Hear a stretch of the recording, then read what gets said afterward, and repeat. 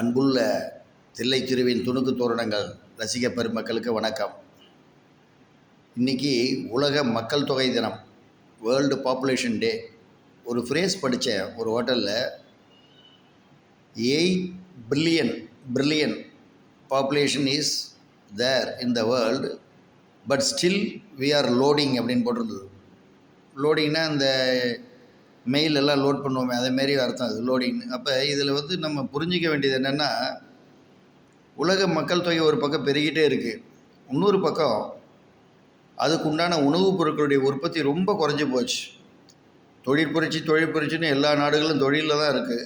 சரி, அந்த தொழிலை செய்கிறதுக்கு, இயந்திரங்களை இயக்கிறதுக்கு மனித சக்திக்கு பலம் வேண்டாமா?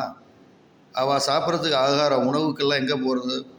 அந்த விஷயத்தில் இந்தியா ரொம்ப பின்னடைவு தான் அடைஞ்சிருக்குன்னு நான் சொல்லுவேன். இது என்னுடைய தனிப்பட்ட கருத்து. ரியல் எஸ்டேட் ஆக்கிட்டோம் எல்லா இடத்தையும். கன்னியாகுமரியிலேருந்து சென்னை கோட்டை வரைக்கும் பார்த்திங்கன்னா மஞ்சக்கல் தான் நிறையா நட்டிருக்கோம். விளைநிலங்கள்லாம் சுத்தமாக சுருகி போய் அங்கங்கே அப்பார்ட்மெண்ட்ஸில் எல்லாம் எலி கூண்டு மாதிரி தனித்தனி கூண்டு, தனித்தனியான மக்கள் சின்ன சின்ன குடும்பமாக வாழ்ந்துகிட்ருக்கோம். ஆனால் விவசாயிகளுக்கு போதிய வருமானம் இல்லை. இருக்கிற கொஞ்சம் நிலத்தில் விவசாயம் பண்ணுறதுக்கு அவங்களுக்கு எந்தவித ஆதாரமும் கிடையாது. ஸோ இது எங்கேயோ கொண்டு முடிய போகுதுங்கிறது உலக மக்கள் எல்லாருக்குமே தெரியும். குறிப்பாக இந்திய மக்கள் தொகை 140 கோடி ஆகிடுச்சு. பாரதியார் பாடும்போது 30 கோடி முகமுடையாள்னு பாடினார் 1935. ஏன்னா அவர் சுதந்திர அடையிறதுக்கு முன்னாடியே இறந்து போயிட்டார். இன்றைக்கி 2026 140 கோடிக்கு மேலே போயிடுச்சு, 140க்கு மேலே. ஸோ பார்த்துக்குங்க, அப்போ இருந்த நிலத்தினுடைய அளவு, size of the land, cultivated land, இப்போ இருக்கிறதும் பார்த்திங்கன்னா எங்கேயோ போயிடுச்சு. மக்கள் தொகை பெருகிறது ஒரு பக்கம், இன்னொரு பக்கம் உணவு உற்பத்திக்கான விளைநிலங்கள் சுருங்கிறது ஒரு பக்கம். இது ஈக்குவலிபிரியம் கிடையாது, எக்கனாமிக் ஈக்குவாலிட்டியும் கிடையாது. ஒரு எண்டில் பார்த்திங்கன்னா எல்லார்ட்டையும் காசு இருக்கும். அது இந்தியாவில் சில பேர்கிட்ட தான் காசு இருக்குது. ஸ்டில் இந்த பாவர்ட்டியில் தான் இருக்காங்க பல பேர்.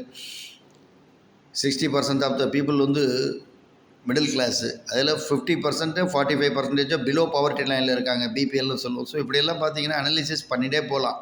இது எல்லாத்தையும் முறியடிக்கணும்னா விளைநிலங்களை கூறு போட்டு விற்காமல் 3 போகம் பயிர் பண்ணணும். என்னுடைய சிறு வயசில் பார்த்திங்கன்னா 3 போகம் பயிர் நடந்துகிட்டு இருந்தது.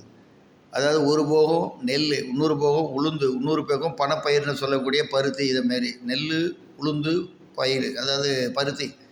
ஸோ 12 மாதத்துக்கும் இதுமாரி ஏதாவது நடந்துகிட்டே இருக்கும். 3 12. இப்போ ஒன்றுமே கிடையாது.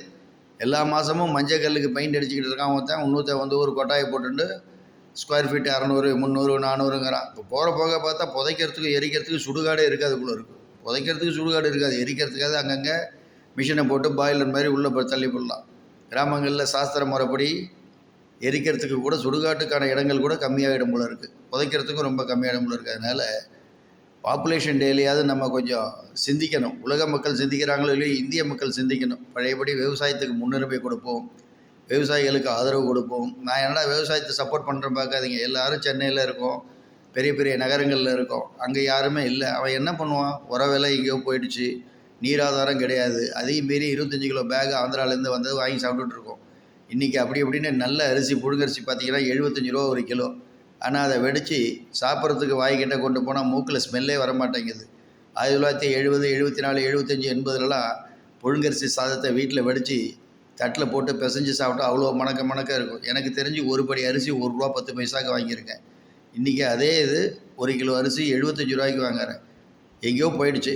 பார்த்துக்குங்க ஜனங்களே. நான் என்னால் ஆனது ஒரு காஷன் தான் கொடுக்க முடியும், எச்சரிக்கை மணி இது. அதுக்கப்புறம் எல்லாம் வல்ல நீங்கள் வணங்கும் இறைவன் கையிலையும் உங்களுடைய கையிலையும் தான் இருக்குது.